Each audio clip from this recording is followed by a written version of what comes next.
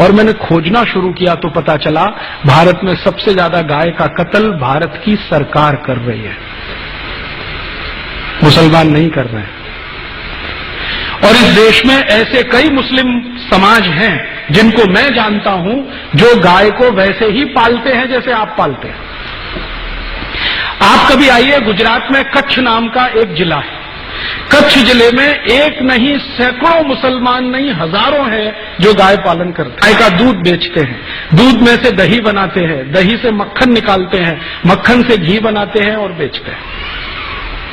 आप राजस्थान में आइए, बीकानेर, जैसलमेर, बाड़मेर, ये तीनों जिलों में एक नहीं हजारों मुसलमान हैं जो गाय पालते हैं, गाय का दूध बेचते हैं, दूध में से मक्खन बनाते हैं, फिर घी बनाते हैं और धंधा करते हैं।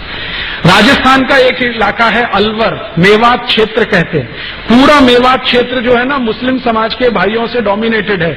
वहां एक नहीं सैकड़ों मुस्लिम भाई हैं जो गाय पालते हैं, गाय का दूध पीते हैं, गाय के दूध से दही बना के वैसा ही घी और बिजनेस करते हैं।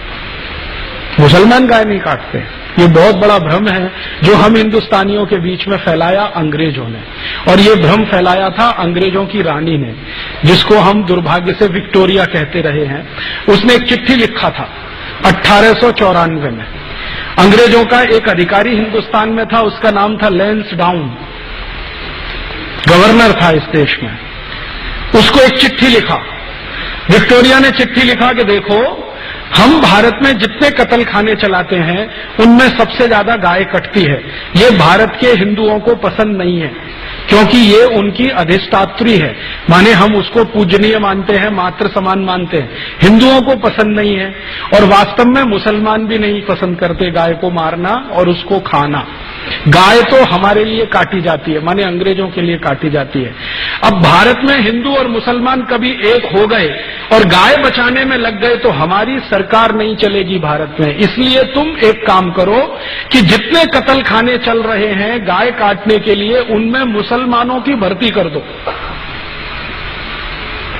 और हिंदुओं को बताओ कि गाय देखो मुसलमान काट रहे हैं।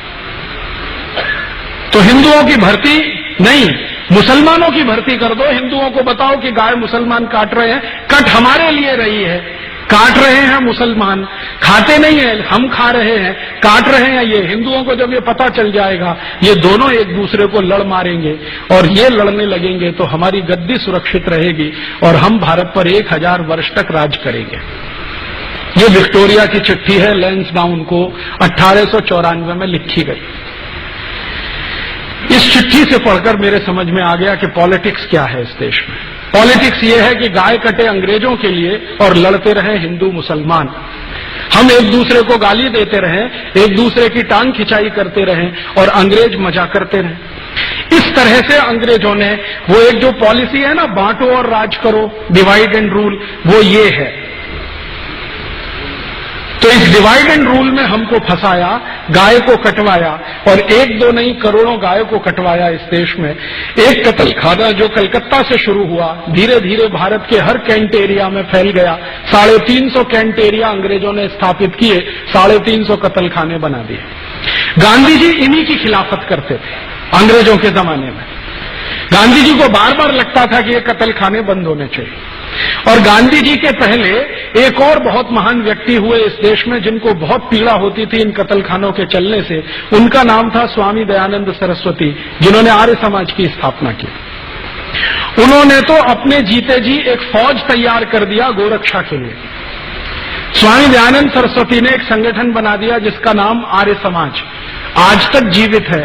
125 वर्ष पुराना संगठन है, कांग्रेस से भी पुराना संगठन।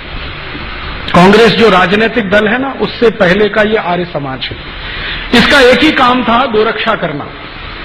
और इस आर्य समाजी संगठन ने पूरे देश के नौजवानों को ऐसा चार्ज कर दिया था कि भारत के 7,32,000 गांवों में हर जगह गोरक्षा समिति बन गई थी। 1870 से ये शुरू हुआ और 1894 में आकर ये आंदोलन अपने सबसे उच्चतम शिखर पर था। और 94 में जब ये आंदोलन उच्चतम शिखर पर था तो भारत के हिंदू, मुसलमान, सिख, ईसाई, जैन, पारसी, बौद्ध सब मिलकर गोरक्षा में लगे हुए थे। और अंग्रेजों के सामने एक प्रश्न खड़ा कर दिया था कि एक भी गाय कटेगी तो अंग्रेजों की खैर नहीं। तो अंग्रेज घबरा गए थे। इसी घबराहट में रानी ने चिट्ठी लिखी थी 1894 में कि अगर इस आंदोलन को तोड़ना है, हिंदू मुसलमानों को लड़ाना है, तो तुम ये काम करो कि सारे कत्ल खानों में मुसलमानों की भर्ती करो और हिंदुओं को बताओ कि गाय ये काट रहे। और जब ये खबर अंग्रेजों ने फैलाई, उसके बाद इस देश में हिंदू मुसलमानों के दंगे शुरू हो गए। मैं आपको विनम्रतापूर्वक बताना चाहता हूं कि 1894 के पहले इस देश में एक भी हिंदू मुस्लिम दंगा नहीं हुआ। पहला हिंदू मुस्लिम दंगा 1894 दिसंबर में हुआ, रानी की इस चिट्ठी के बाद, और उसके बाद लाइन लग गई दंगों की।